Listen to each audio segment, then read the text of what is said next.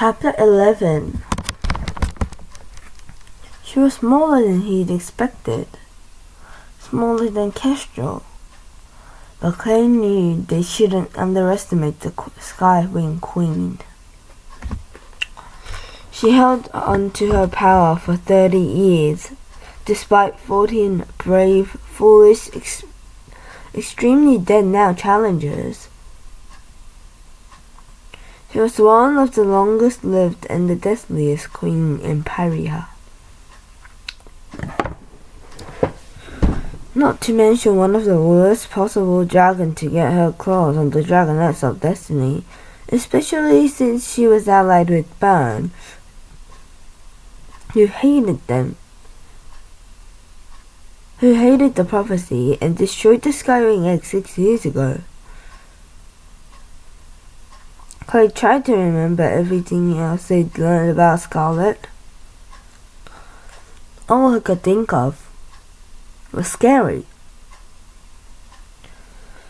Scarlet let go of Tsunami and his talons and slipped the medallion over her own neck.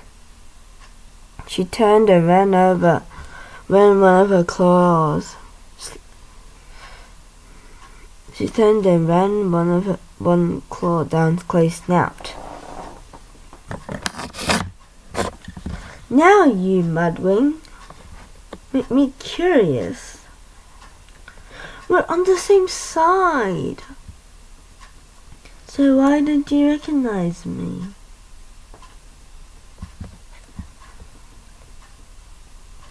Like I said, Tsunami started, the Queen Scarlet silenced her with a flick of a tail. I like to hear the Mudwing speak, she said, all rumbly and deep and nervous.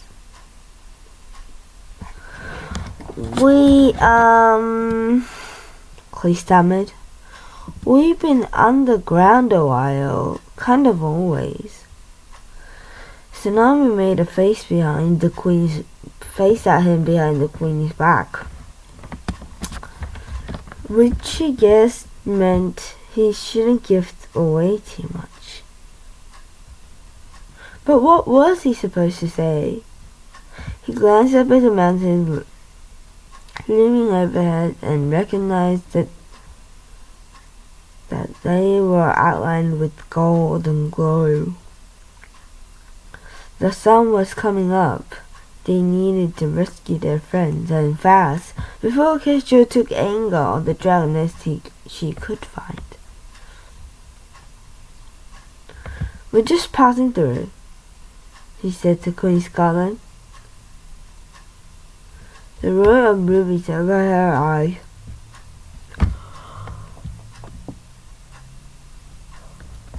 The row of rubies over the Queen's eyes arched unbelievingly.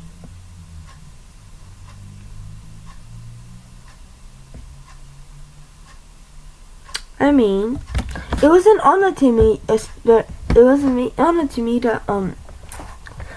It was very terrifying. Was the only word he could think of. We have to go, he blurted. Already, said the Queen. But that's heartbreaking. I hate being abandoned mid-conversation. There is so much more I want to know about you. She brushed the tip of her claw along the bottom of Clay's chin. I think the only place you should go is back to my palace in the sky. Doesn't that sound thrilling? Don't you know? You'll hurt my feelings. You're just what I've been looking for. Clay had no idea what that meant, but he was too petrified to respond anyway. He stared up into her unfriendly amber eyes, Thinking of the first time in his life, maybe Kestrel was alive. Maybe for the first time in his life, maybe Kestrel was right about everything. Most especially about staying under the mountain and avoiding all the bad dragons in the world.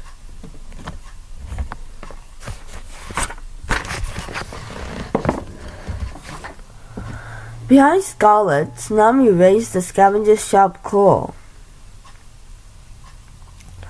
Her eyes met Clay's.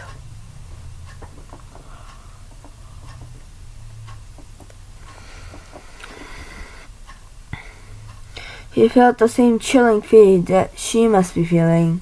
If they attacked the Skywing Queen, they'd instantly have a new powerful enemy who hated them.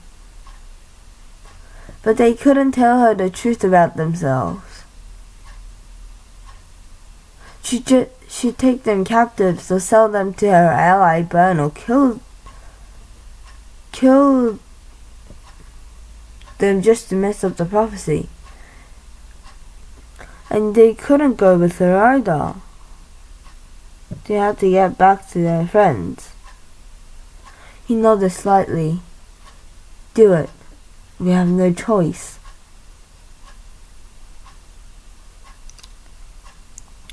Tsunami stabbed the claw into Scarlet's tail at a vulnerable spot, driving it straight into the ground beneath.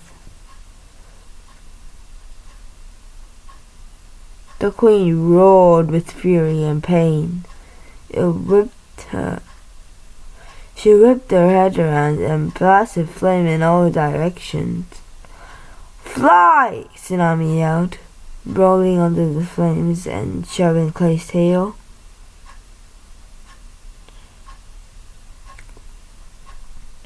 He spread his wings and bolted into the sky, with Queen Scarlet's fire scorching his claws.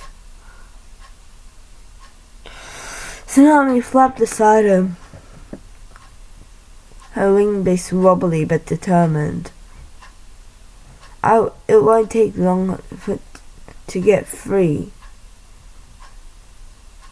Tsunami called. Quick, we have to lose her in the peaks. She soared to the cliffs, and Clay followed.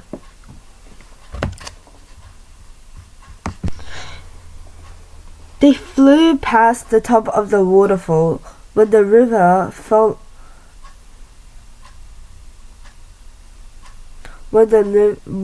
poured out of the hole in the cliff.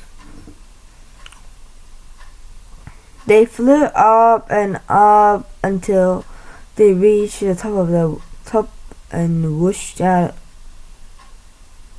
into a rocky pile, studded with dark green trees and bushes.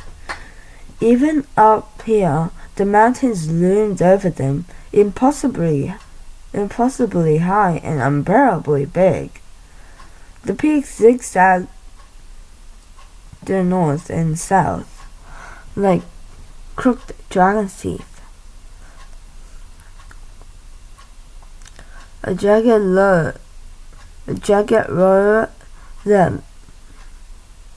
that went on and on and on. The biggest of everything kept overwhelming Clay.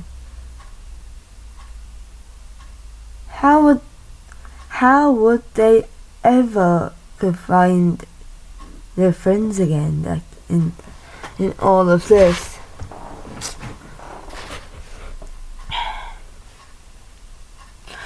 And even if they did, what could 5 Dragonets do to save save a world this big? Tsunami led their way, staying low and sweeping around trees, diving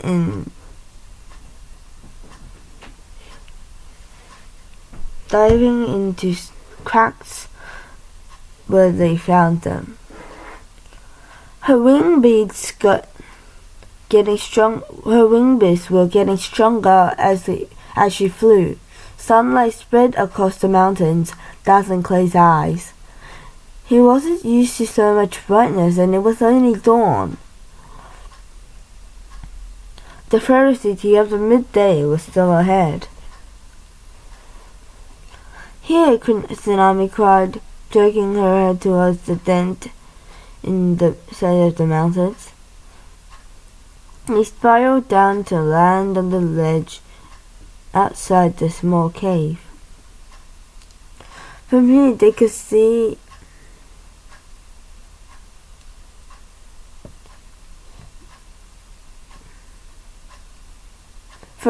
look over the mountain plateau with valleys and mountain peaks spread all around them. Clay peeked down nervously. There was no sign of Queen Scarlet. I can't believe we did that." "I had to, didn't I?" she asked, but without her usual conviction. She scratched at her gills, looking worried, then slipped into the shadows of the caves to check that it was empty. Clay wanted to reassure her, but she was worried too. He closed his eyes and turned his face towards the rising sun. The heat soaked through his scales until even his bones felt warm at last.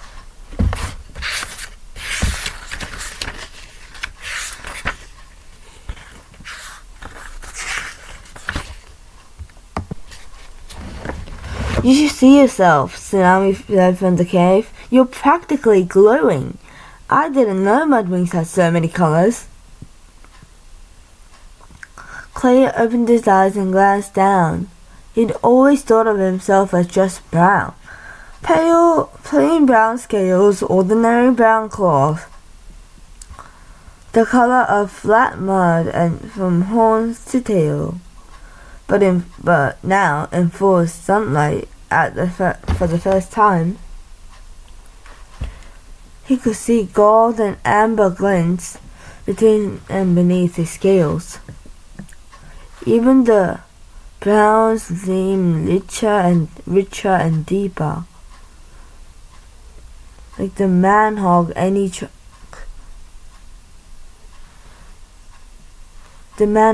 trunks where robes kept the most delicate scrolls. "Huh," he said. "You're so pretty," Tsunami joked, emerging into the light. Clay beat back a gasp. While the sun brought out his colors, it made Tsunami look bejeweled, like dragons made out of sapphires and emeralds or summer leaves and oceans. He thought of Glory and how beautiful she already was in the gloomy caves. None of them would be able to look at her in full sunlight, or else they'd be too dazzled to ever speak to her again. Glory. Clay squinted out at the mountains. There was crags and holes in the rocky outcroppings that might lead to the tunnel anywhere. She had no idea what had the outside of the home looked like. They could see a lot of mountains from here, but no smoke signal yet.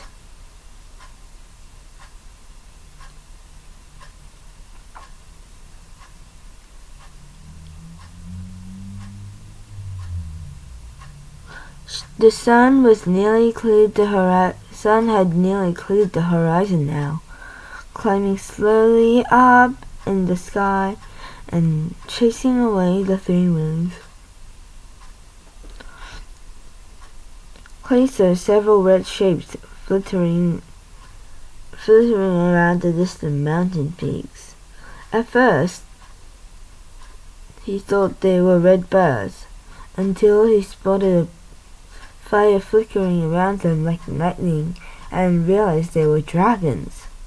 This was definitely Skywing territory. Starflight was right about where the secret cave was. But Clay had no idea how they escaped the mountains now with that Skywing Queen. But Clay had no idea how to escape the mountains now that the Skywing Queen was possibly hunting them towards Rage. Tsunami seized his shoulders. "Over there!" she cried, pointing. A thin column of smoke started to rise up from a hole partway down the slope. Clay flung himself into the air and swooped over the hole. It was enclosed and partly hidden by a thicket of branches, so he couldn't land next to it.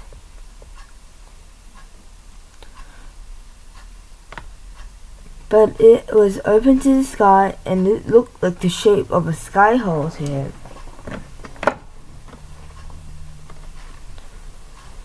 It had to be his friends. Tsunami swept up beside him. They both hovered around the smoke, trying to peer down into the hole. Starflight and Sunny might be right below here, Clay said. Right below us? The smoke smelled of old paper. He felt a twinge of pity for Starflight burning some of his beloved squirrels. "So we're close, but we have to find the entrance," Tsunami said. "The tunnel must come out somewhere nearby." She spiraled down to the rocky ground outside the bushes. She started pacing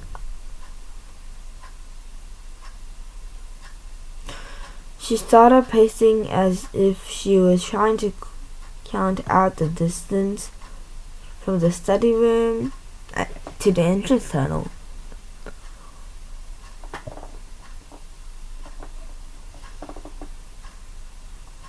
Clay stayed up in the air, circling, and he had the same funny feeling he'd had looking at Tsunami's wing. That if he relaxed and just looked, he could see how things should fit together. He'd walked the caves under the mountains 1,000,000 times. He knew them better than his own claws. He could still hear the faint roar of the waterfall, so he could guess which way the underground river flowed.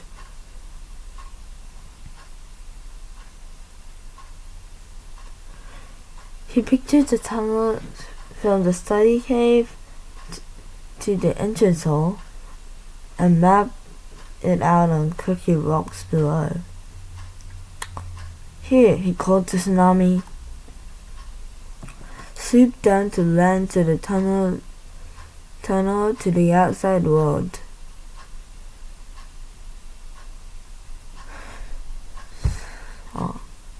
"Here," he said to Tsunami, swooping down to land. The boulder blocked the exit.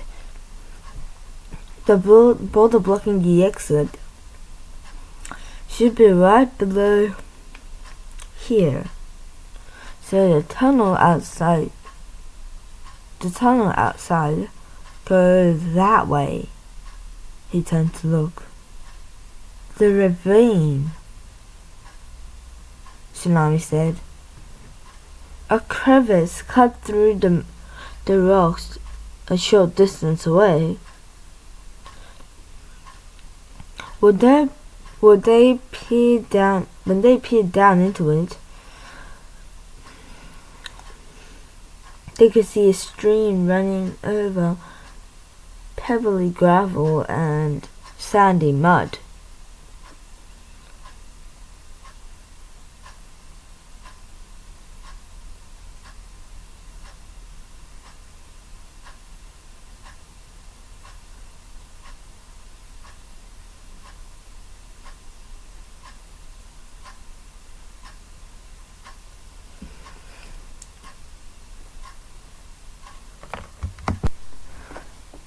The entrance must be down there somewhere. Clay hopped down to the bottom of the ravine, keeping his wings spread to slow his fall. Mud squelched between his talons as he landed. He felt a wave of anger rush over him. Here was mud and sunlight and warm, fresh air, this close to their cave. Why hadn't the Guardians ever brought the Dragonets out? Even small trips to this ravine would have made life so different. He knew it was for safety. They say it was to protect the dragon, in case the distant sky wings spotted them. But Clay guessed it was really because the Guardians didn't trust him and his friends. They think they didn't trust them not to fly away. Clay didn't trust them to act smart and avoid drawing attention to themselves.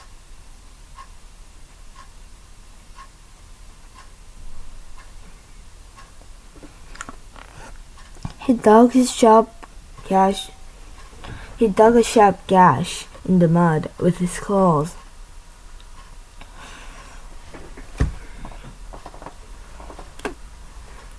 The Dragonets never even had a chance to be trustworthy. Maybe Clay didn't deserve it after attacking the others at Hatchin. Maybe the Guardians thought that something inside him might snap at him at any moment. But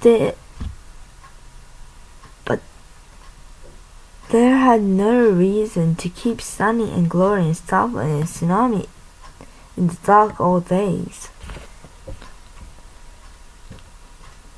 Tsunami thumped down beside him and nodded at the messy pile of boulders up ahead.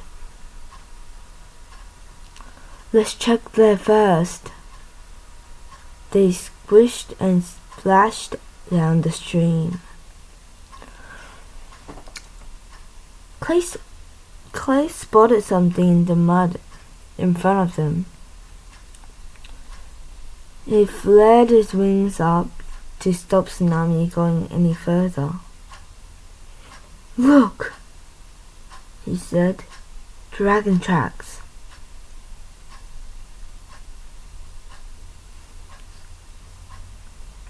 Fresh dragon prints was stamped into the riverbank, with the deep line of tail dragging behind them.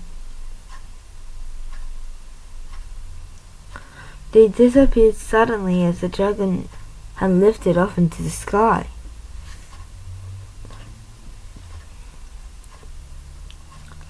Clay gingerly fit one of his claws and feet in the print. It was dwarfed by the size of another dragon's talons. If it came out of our cave, I'm sure of it,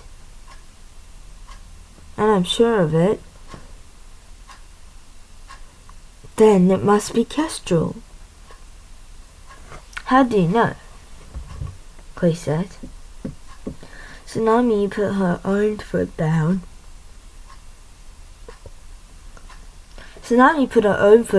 Next to the print.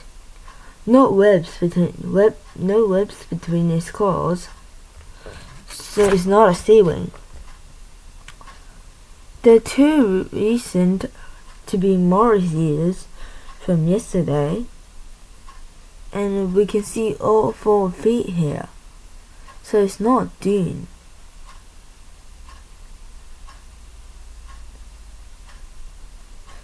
There are prints leaving but not coming back, Tsunami said, her voice rising to excitement. Maybe she went to look for us in the morning. If she's still away, this is our best chance to get our friends out.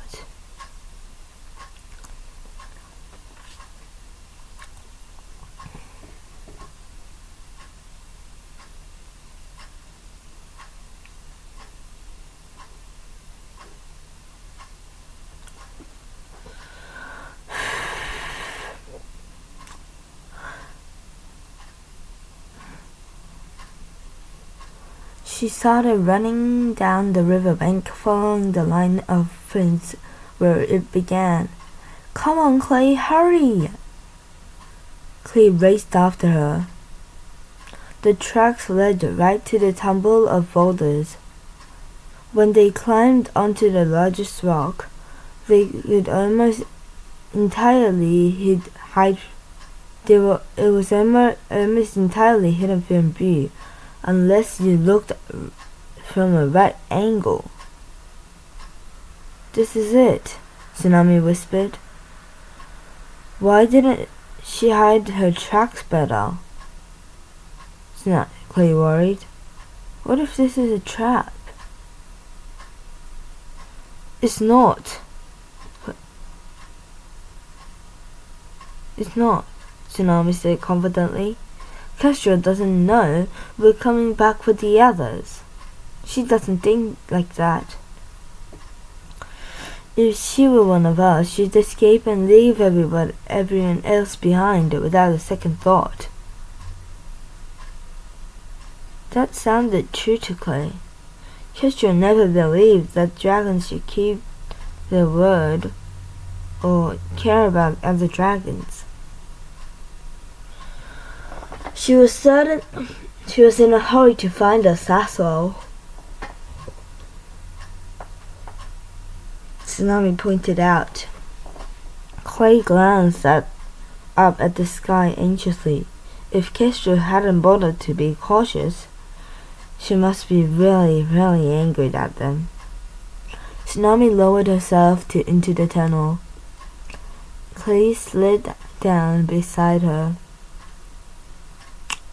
It was warm through.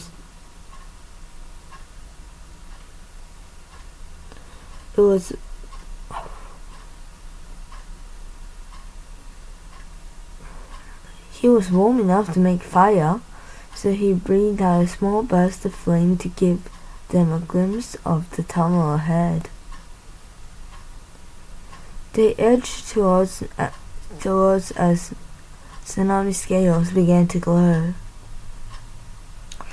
The tunnel took a sharp right, then left turn.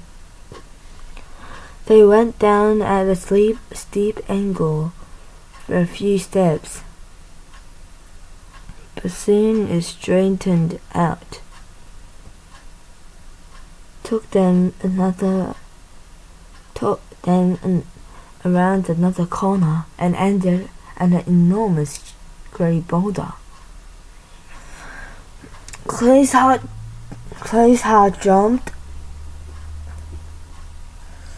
thumped hard in his chest. They really found it. He was looking at his prison from the outside.